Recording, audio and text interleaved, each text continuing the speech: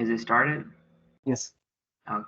Hey, this is Group 1 again. I'm Himanshu Bora with Akshit Nakula and Ramana Reddy. This is our final demo presentation for the completed final project. So first I will go over the Spring Boot backend stuff. So the first I'll go over the structure of the backend. As you can see, this is the project structure. Everything has been organized based on packages. We are using primarily three main open source APIs, which is the Open Trivia Database Service, Open Trivia Database API, Open Movie Database API, and DataMuse API. And also here is a UML diagram for how the entire backend project looks like. So now I'll go over the responsibilities, what the backend is supposed to do. The backend is supposed to define all the mapping definitions. It will take data from all the open source API that I just mentioned and collect all that data. Then it will process all that data, filtering out unnecessary information, restructuring the data into a new JSON format. And this new JSON format will be a streamlined version so that the front end does not have to do or worry about anything.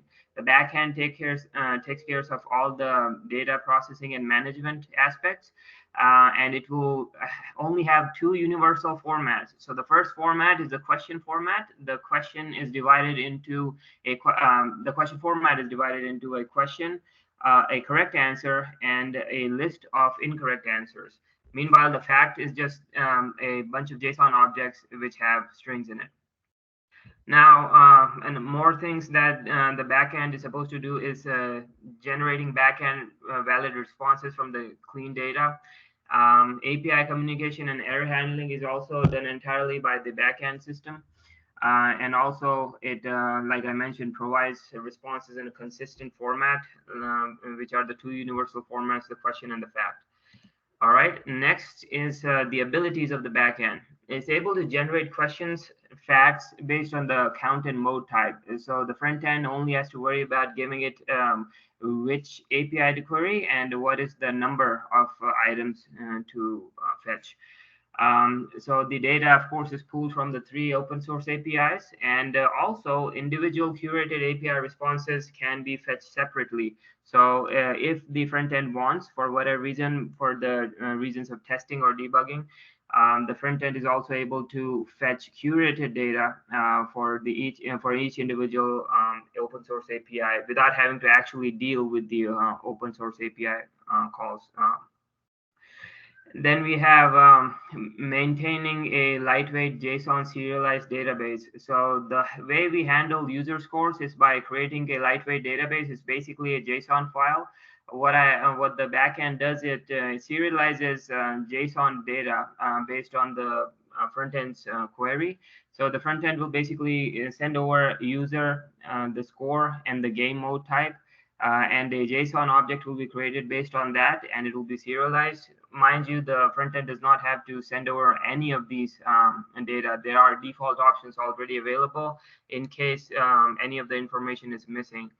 And then, of course, the other ability is to read from this JSON serialized database. It can write to it, and it can also delete the database upon request. There are API calls for every one of these actions. After that, here's some quick demonstration screenshot how some of the API calls work, and I can provide you with a live demonstration. As you can see, fetching the questions API with a parameter of amount as set as 5 will provide you with a list of 5 questions. This is that universal format. You have a question, you have a correct answer, and then you have a list of incorrect answer. Every object is divided into such parts. This allows the front end to deal with information very consistently, and this call can be used multiple times for multiple modes. The only thing the front end will have to change is basically add specialized things like timer or health bars for the various game modes.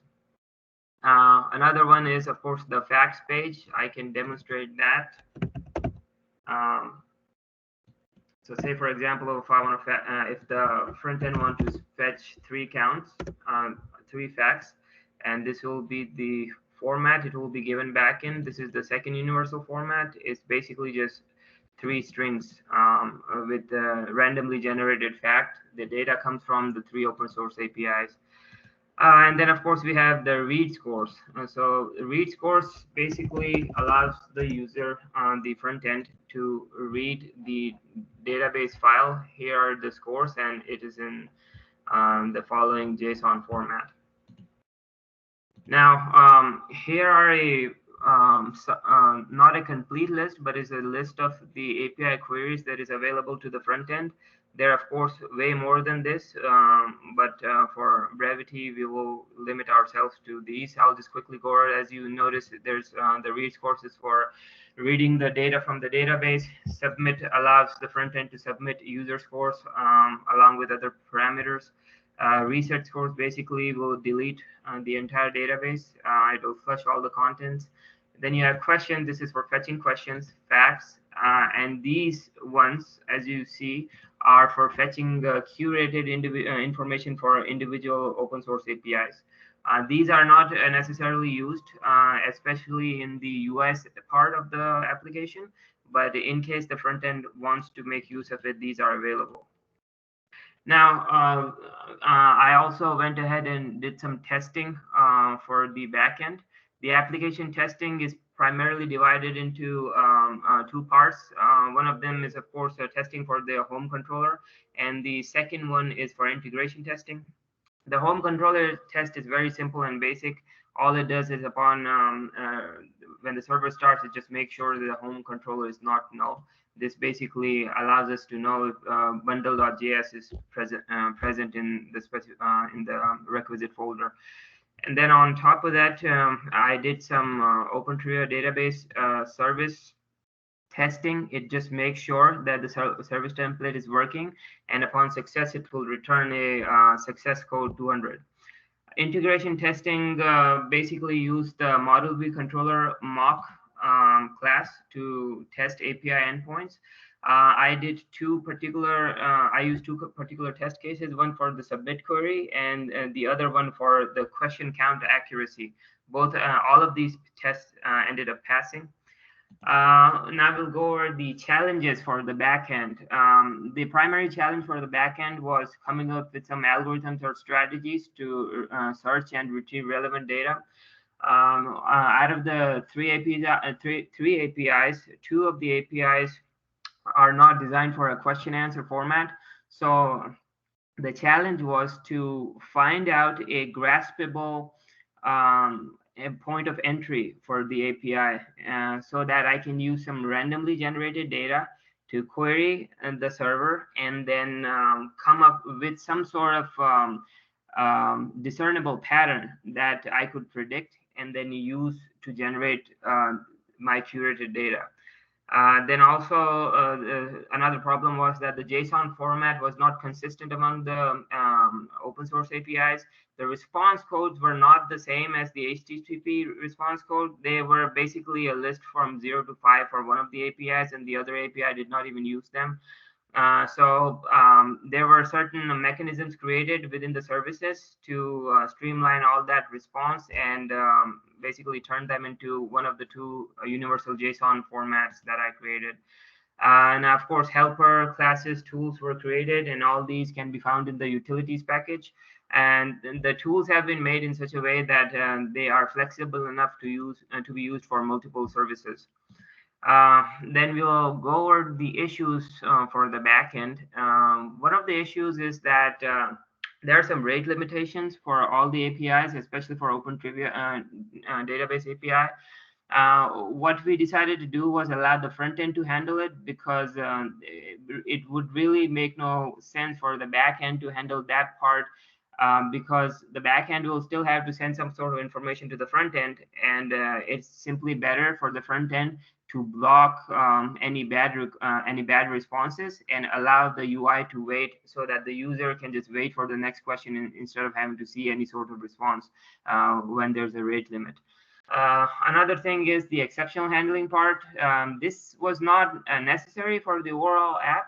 And this is primarily because the UI part of the app is like a walled garden.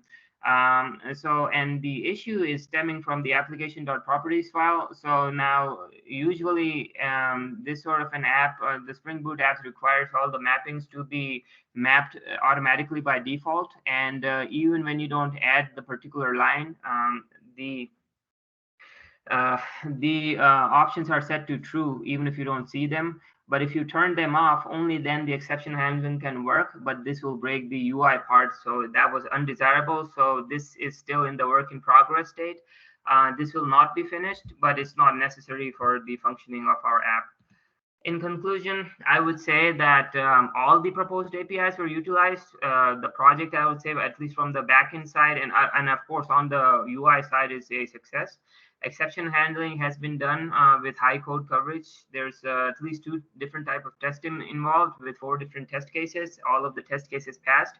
The backend handles all the aforementioned responsibilities quite well. I did a thorough search, and I cannot see anything that the backend does not handle, which was promised in the project proposal. And of course, the project structure and the architecture design is fairly easy to understand for the front end people, and they should be able to take a quick look at the backend and be able to understand what's going on. And of course, backend follows the original project design very closely. There has been some changes, but overall, the project structure and the promises have been fulfilled exactly. With that, I will hand over to the front end team, Akshit and Ramana, and Akshit will take over for the UI part.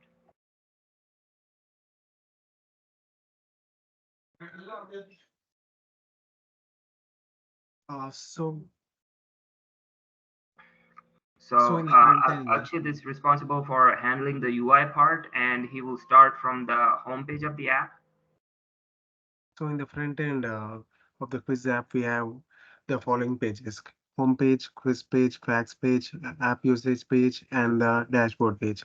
So this is the app page. In the app page, we will have the various cards. Those are clickable. These cards will help the user to navigate to the following pages. So as we see, let's go to the following page, quiz, next page quiz. So in the quiz page, the user will be prompted with the selection of the quiz mode. There will be the following quiz modes. So as you can see in the drop down, arcade, timed, quick, marathon, free play, and survival. These are the 6 modes of the quiz, and user can select any of the mode. Once the user has selected the arcade mode, this parameter will be passed to the backend and fetch 10 questions. Based on the Himanshu sayings, there are certain modes. Each mode has a set of number of questions that will be returned by the backend. So this is the working of the quiz. We can see a user can navigate from one question to another question by the above pagination, and once the user submitted the uh, quiz, his evaluation will be done, and the submission will be done to the dashboard scores. We maintain a JSON file where the scores will be updated once the user has submitted the scores. Once the user has submitted the quiz, his score will be sent to the dashboard page. Let's see the next mode in the quiz, time mode. In time mode, we will have a timer. Here you see the time left component. It will be uh, iterating over every second and update the page with the time. And so the user will be limited with the 10 minutes time. He can submit in between by clicking the evaluate button also. Uh, or he can write the test until the time ends. This is the time mode. And we missed one of the following important factor. User can actually save his username. So when he attends the quiz, his score will be updated based on his name. Here you see Himanshu has saved his username, and once he goes to the quiz, let's see. Let us submit a quiz with 2 answers and see how the submission will be done. So you see here Himanshu Bora has scored one score, and this will be displayed in the dashboard, which we can see in uh, when you can see that the score has been updated here. And there are other certain modes, interesting modes, which we can see in the quiz page. Uh, Time mode, quick mode, marathon. Each mode has its own separate score stored in single JSON file, and this has been comprehensively handled in the backend by Imanshu. So let's go to the quick quiz page and cover the two other interesting quiz modes. Fr- Free play. In the free play, we can see the user can answer unlimited number of questions where he answers a question, and immediately the answer will be evaluated, and his score will be updated if he answered correctly. And he can go to the next question.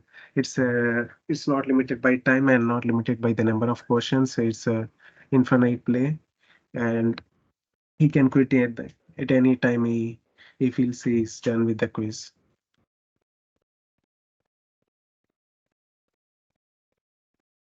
So this is replay.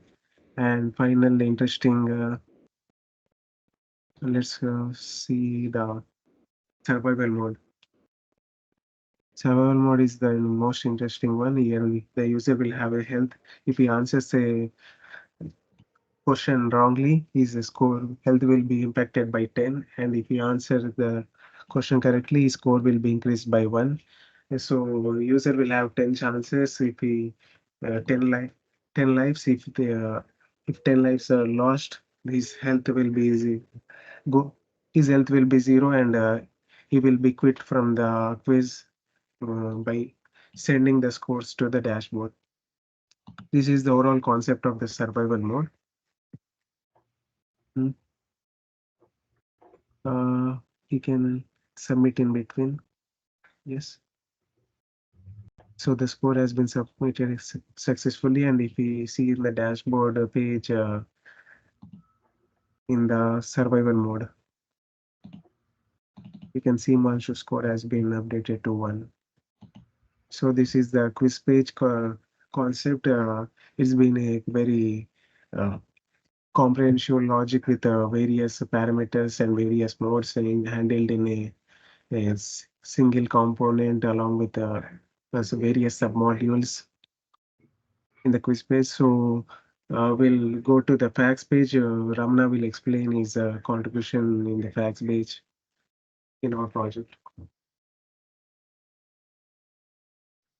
So in the facts page, when the user gives a count, it will fetch facts from the backend and it will display the facts.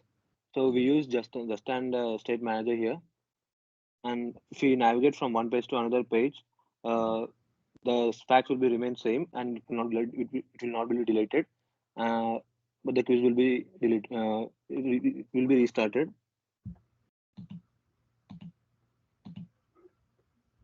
So from here, Himanshu will take over. Okay, awesome. One of the last things for the UI part is the app usage page. As I mentioned in the PPT slide, app usage page is basically a leftover from the exceptional handling. Because exceptional handling is at the moment not working, we are using the exceptional handling page for the app usage. And here are basically some of the API queries you can make. With that being said, that concludes the UI part of our project. It is fairly comprehensive, and like I mentioned, it's a walled garden, so not a whole lot can go wrong. The user does not need to use any of the actual exposed backend API calls. Everything can be done by the UI. With that, that pretty much concludes our presentation for our final project. We believe the project has been successfully completed. There's nothing that we promised that we were not able to deliver. And thank you for watching.